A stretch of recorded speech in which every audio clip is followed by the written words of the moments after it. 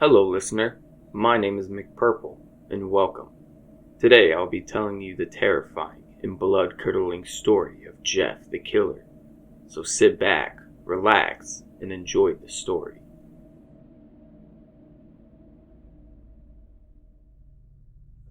Jeff and his family had just moved into a new neighborhood. His dad had gotten a promotion at work, and they thought it would be best to live in one of those fancy neighborhoods. Jeff and his brother Lou couldn't complain though. A new, better house. What was not to love? As they were getting unpacked, one of their neighbors came by. "Hello," she said. "I'm Barbara. I live across the street from you. Well, I just wanted to introduce myself and to introduce my son." She turns around and calls her son over. "Billy, these are our new neighbors." Billy said hi and ran back to play in his yard. "Well," said Jeff's mom, "I'm Margaret, and this is my husband Peter and my two sons, Jeff and Lou." They each introduced themselves, and then Barbara invited them to her son's birthday.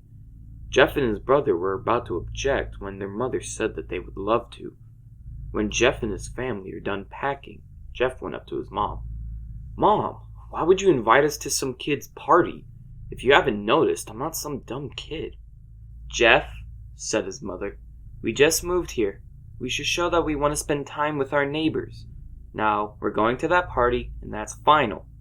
Jeff started to talk, but stopped himself, knowing that he couldn't do anything. Whenever his mom said something, it was final. He walked up to his room and plopped down on his bed. He sat there, looking at his ceiling when, suddenly, he got a weird feeling. Not so much pain, but a weird feeling. He dismissed it as just some random feeling. He heard his mother call him down to get his stuff, and he walked down to get it. The next day, Jeff walked downstairs to get breakfast and got ready for school. As he sat there, eating his breakfast, he once again got that feeling. This time, it was stronger. It gave him a slight, tugging pain, but he once again dismissed it. As he and Lou finished breakfast, they walked down to the bus stop. They sat there waiting for the bus, and then, all of a sudden, some kid on a skateboard jumped over them, only inches above their laps. They both jumped back in surprise. "Hey, what the hell?" The kid landed and turned back to them. He kicked his skateboard up and caught it with his hands. The kid seemed to be about 12, 1 year younger than Jeff. He wore an Aeropostale shirt and ripped blue jeans. Well, looks like we got some new meat." Suddenly, two other kids appeared. One was super skinny, the other was huge. "Well, since you're new here, I'd like to introduce ourselves. Over there's Keith." Jeff and Lou looked over at the skinny kid. He had a dopey face that you would expect a sidekick to have. "And he's Troy." They looked over at the fat kid. Talk about a tub of lard. This kid looked like he hadn't exercised since he was crawling. "And I," said the first kid, "am Randy. Now, for all the kids in this neighborhood, there's a small price for bus fare, if you catch my drift." Lou stood up, ready to punch the lights out of the kid's eyes, when one of his friends pulled a knife on him. "I had hoped you would have been more cooperative, but it seems like we're gonna have to do this the hard way." The kid walked up to Lou and took his wallet out of his pocket. Jeff got that feeling again. Now it was truly strong, a burning sensation. He stood up, but Lou gestured him to sit down. Jeff ignored him and walked up to the kid. "Listen here, you little punk. Give back my bro's wallet or else." Randy put the wallet in his pocket and pulled out his own knife. "Oh? And what will you do?" Just as he finished the sentence, Jeff popped the kid in his nose. As Randy reached for his face, Jeff grabbed the kid's wrist and broke it. Randy screamed and Jeff grabbed the knife from his hand. Troy and Keith rushed Jeff, but Jeff was too quick. He threw Randy to the ground. Keith flashed out at him, but Jeff ducked and stabbed him in the arm. Keith dropped the knife and fell to the ground screaming. Troy rushed him too, but Jeff didn't even need the knife. He just punched Troy straight in the stomach and Troy went down. As he fell, he puked all over. Lou could do nothing but look in amazement at Jeff. "Jeff, how do you—" was all he said.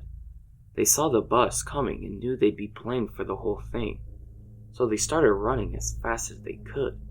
As they ran, they looked back and saw the bus driver rushing over to Randy and the others. As Jeff and Lou made it to school, they didn't dare tell what happened. All they did was sit and listen. Lou just thought of it as his brother beating up a few kids, but Jeff knew it was more. It was something scary. As he got that feeling, he felt how powerful it was. The urge to just hurt someone. He didn't like how it sounded, but he couldn't help feeling happy. He felt that strange feeling go away and stay away for the entire day of school. Even as he walked home due to the whole thing near the bus stop, and how now he probably wouldn't be taking the bus anymore, he felt happy. When he got home, his parents asked how his day was, and he said in a somewhat ominous voice, "It was a wonderful day." The next morning, he heard a knock at his front door. He walked down to find 2 police officers at the door, his mother looking back at him with an angry look. "Jeff, these officers tell me that you attacked 3 kids, that it wasn't regular fighting, and that they were stabbed, son." Jeff's gaze fell to the floor, showing his mother that it was true. "Mom, they were the ones who pulled the knives on me and Lou." "Son," said one of the cops, "we found 3 kids, 2 stabbed, 1 having a bruise on his stomach, and we have witnesses proving that you fled the scene. Now, what does that tell us?" Jeff knew it was no use. He could say him and Lou had been attacked, but then there was no proof that it wasn't them who attacked first. They couldn't say that they weren't fleeing because, truth be told, they were. So Jeff couldn't defend himself or Lou. "Son, call down your brother." Jeff couldn't do it since it was he who beat up all those kids. "Sir, it was me. I was the one who beat up the kids. Lou tried to hold me back, but he couldn't stop me." The cop looked at his partner and they both nodded. "Well, kid, looks like a year in juvie." "Wait," says Lou. They all look up to see him holding a knife. The officers pulled their guns and locked them on Lou. "It was me. I beat up those little punks, and I have the marks to prove it." He lifted up his sleeve to reveal cuts and bruises, as if he was in a struggle. "Son, just put the knife down," said the officer. Lou held up the knife and dropped it to the ground. He put his hands up and walked over to the cops. "No, Lou, it was me. I did it." Jeff had tears running down his face. "Huh? Poor bro. Trying to take the blame for what I did. Well, take me away." The police led Lou out to the patrol car. "Lou, tell them it was me. Tell them. I was the one who beat up those kids." Jeff's mother put her hands on his shoulders. "Jeff, please, you don't have to lie. We know it was Lou. You can stop." Jeff watched helplessly as the cop car sped off with Lou inside.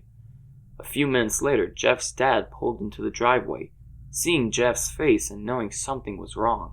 Son, what is it?" Jeff couldn't answer. His vocal cords were strained from crying. Instead, Jeff's mother walked his father inside to break the bad news to him as Jeff wept in the driveway. After an hour or so, Jeff walked back into the house, seeing that his parents were both shocked, sad, and disappointed. He couldn't look at them. He couldn't see how they thought of Lou when it was his fault. He just went to sleep, trying to get the whole thing out of his mind. 2 days went by, with no word from Lou at JDC, no friends to hang out with, nothing but sadness and guilt. That is until Saturday, when Jeff is woken up by his mother, with a happy, sunshiny face. "Jeff, it's the day," she said as she opened the curtains to let the flood of light into his room. "Ah, what? What's today?" asked Jeff as he stirs awake. "Why, it's Billy's party." He was now fully awake. "Mom, you're joking, right? You don't expect me to go to some kid's party after—" There was a long pause. "Jeff, we both know what happened. I think this party could be the thing that brightens up the past days. Now, get dressed." Jeff's mother walked out of the room and downstairs to get ready herself. He fought himself to get up. He picked out a random shirt and a pair of jeans and walked downstairs. He saw his mother and father all dressed up, his mother in a dress and his father in a suit. He thought why they would ever wear such fancy clothes to a kid's party. "Son, is that all you're going to wear?" said Jeff's mom. "Better than wearing too much," he said. His mother pushed down the feeling to yell at him and hit it with a smile. "Now, Jeff, we may be overdressed, but this is how you go if you want to make an impression," said his father. Jeff grunted and went back up to his room. "I don't have any fancy clothes," he yelled downstairs. "Just pick something out," called his mother. He looked around in his closet for what he would call fancy. He found a pair of black dress pants he had for special occasions and an undershirt. He couldn't find a shirt to go with it, though. He looked around and found only striped and patterned shirts, none of which go with dress pants. Finally, he found a white hoodie and put it on. "You're wearing that?" they both said. His mother looked at her watch. "Oh, no time to change. Let's just go," she said as she herded Jeff and his father out of the door. They crossed the street over to Barbara and Billy's house. They knocked on the door, and at it appeared that Barbara, just like his parents, were way overdressed. As they walked inside, all Jeff could see were adults, no kids. "The kids are out in the yard. Jeff, how about you go meet some of them?" said Barbara. Jeff walked outside to a yard full of kids. They were running around in weird cowboy costumes and shooting each other with plastic guns. He might as well be standing in a Toys R Us. Suddenly, a kid came up to him and handed him a toy gun and a hat. "Hey, wanna play?" he said. No, kid. I'm way too old for this stuff." The kid looked at him with that weird puppy dog face. "Please?" said the kid. "Fine," said Jeff. He put on the hat and started to pretend shoot at the kids. At first, he thought it was totally ridiculous, but then he started to actually have fun. It might not have been super cool, but it was the first time he had done something that took his mind off of Lou. So he played with the kids for a while, until he heard a noise. A weird, rolling noise. Then it hit him. Randy, Troy, and Keith all jumped over the fence on their skateboards. Jeff dropped the fake gun and ripped off the hat. Randy looked at Jeff with a burning hatred. "Hello, Jeff, is it?" he said. "We have some unfinished business." Jeff saw his bruised nose. "I think we're even. I beat the crap out of you and you got my brother sent to JDC. Randy got an angry look in his eyes. "Oh no, I don't go for even. I go for winning. You may have kicked our asses that one day, but not today." As he said that, Randy rushed at Jeff. They both fell to the ground. Randy punched Jeff in the nose and Jeff grabbed him by his ears and headbutted him. Jeff pushed Randy off of him. They both rose to their feet. Kids were screaming and parents were running out of the house. Troy and Keith both pulled guns out of their pockets. "No one interrupts or guts will fly," they said. Randy pulled a knife on Jeff and stabbed it into his shoulder. Jeff screamed and fell to his knees. Randy started kicking him in the face. After 3 kicks, Jeff grabbed his foot and twisted it, causing Randy to fall to the ground. Jeff stood up and walked towards the back door. Troy grabbed him. "Need some help?" He picked Jeff up by the back of his collar and threw him through the patio door. As Jeff tries to stand, he's kicked down to the ground. Randy repeatedly starts kicking Jeff until he starts to cough up blood. "Come on, Jeff! Fight me!" He picks Jeff up and throws him into the kitchen. Randy sees a bottle of vodka on the counter and smashes the glass over Jeff's head. "Fight me!" He throws Jeff back into the living room. "Come on, Jeff. Look at me." Jeff glances up, his face riddled with blood. "I was the one who got your brother sent to JDC. And now you're just gonna sit there and let him rot in there for a whole year? You should be ashamed." Jeff starts to get up. "Oh, finally, you stand up and fight." Jeff is now to his feet, blood and vodka on his face. Once again, he gets that strange feeling, the one in which he hasn't felt for a while. "Finally, he's up," says Randy as he runs at Jeff. That's when it happens. Something inside Jeff snaps. His psyche is destroyed. All rational thinking is gone. All he can do is kill. He grabs Randy and pile drives him into the ground. He gets on top of him and punches him straight in the heart. The punch causes Randy's heart to stop. As Randy gasps for air, Jeff hammers down on him, punch after punch. Blood gushes from Randy's body until he takes one final breath and dies. Everyone is looking at Jeff now.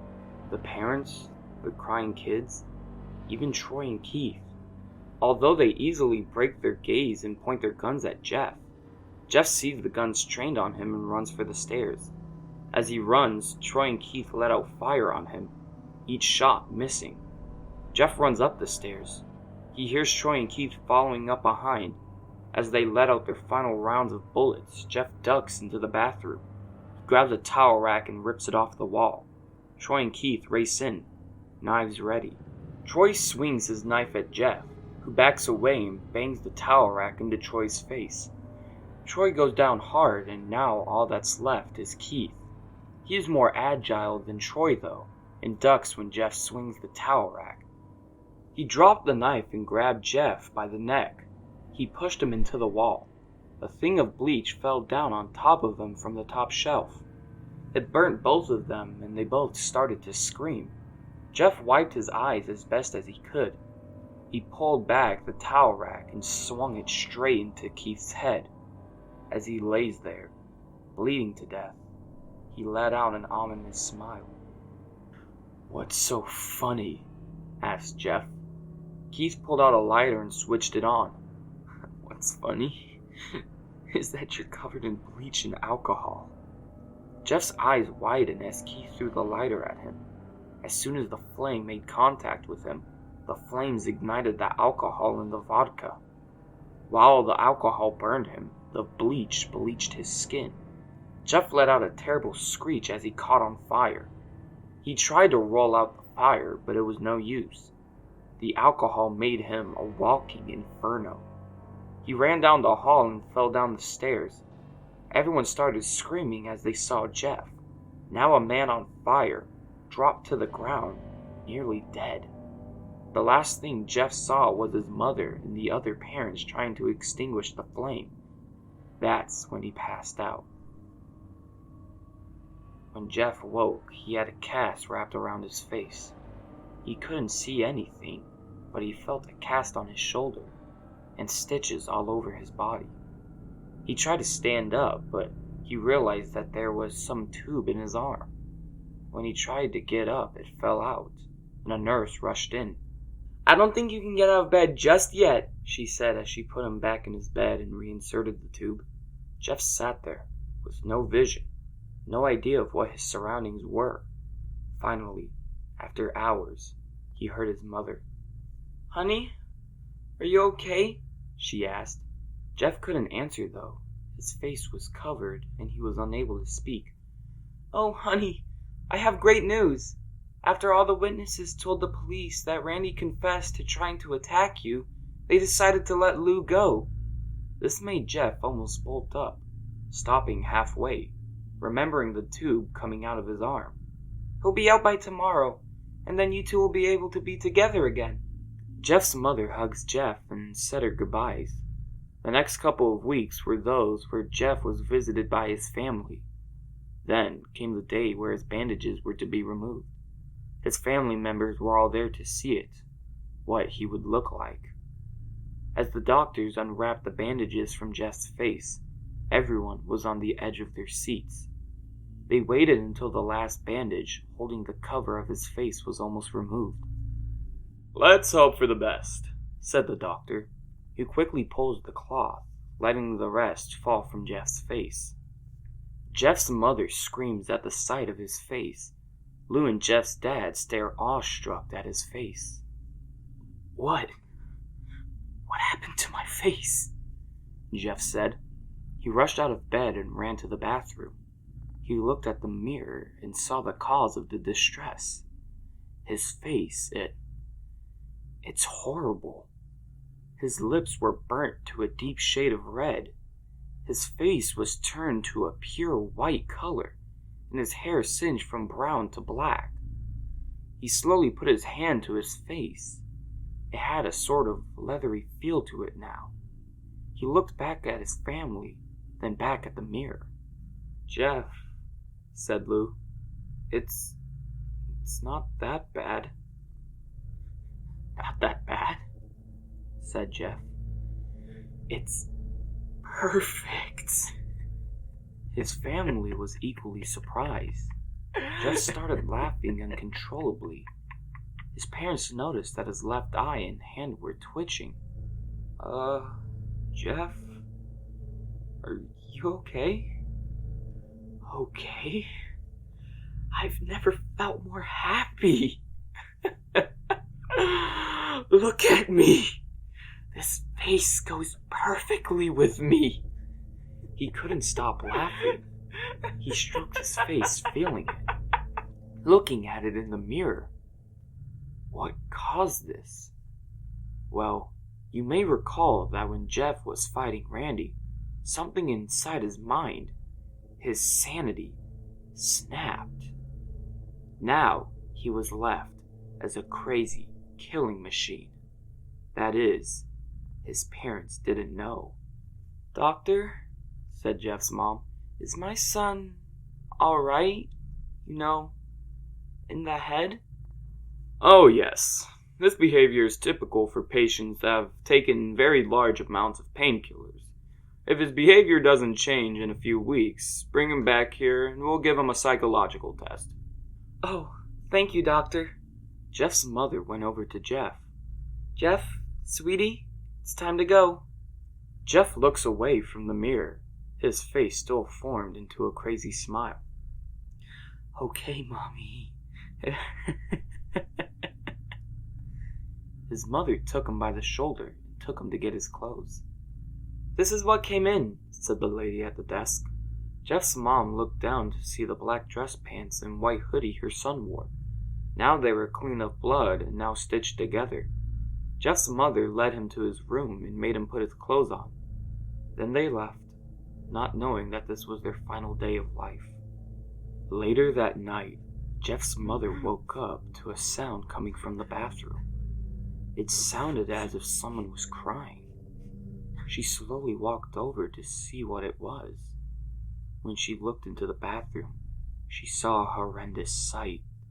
Jeff had taken a knife and carved a smile into his cheeks. "Jeff, what are you doing?" asked his mother. Jeff looked over to his mother. "I couldn't keep smiling, Mommy. It hurt after a while. Now I can smile forever." Jeff's mother noticed his eyes, ringed in black. "Jeff, your eyes!" His eyes were seemingly never closing. "I couldn't see my face. I got tired and my eyes started to close. I burnt out my eyelids so I could see myself. My new face." Jeff's mother slowly started to back away, seeing that her son was going insane. "What's wrong, Mommy? Aren't I beautiful?" "Yes, son," she said. "Yes, you are. Let me go get Daddy so he can see your face." She ran into the room and shook Jeff's dad from his sleep. "Honey, get the gun. She stopped as she saw Jeff in the doorway, holding a knife. "Mommy, you lied." That was the last thing they hear as Jeff rushes at them with the knife, gutting them both. His brother Lou woke up, startled by some noise. He didn't hear anything else, so he just shut his eyes and tried to go back to sleep. As he was on the border of slumber, he got the strangest feeling that someone was watching him. He looked up before Jeff's hand covered his mouth. He slowly raised the knife, ready to plunge it into Lou. Lou thrashed here and there, trying to escape Jeff's grip. "Shh," Jeff said.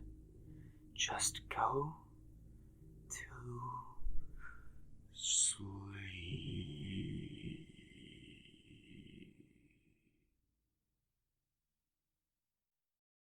If you've made it this far in the story, thank you, and comment down Jeff so we know. I also would love to thank Kay Banning Kellum, who is the author of this story. Well, my name's been McPurple, and thank you for listening.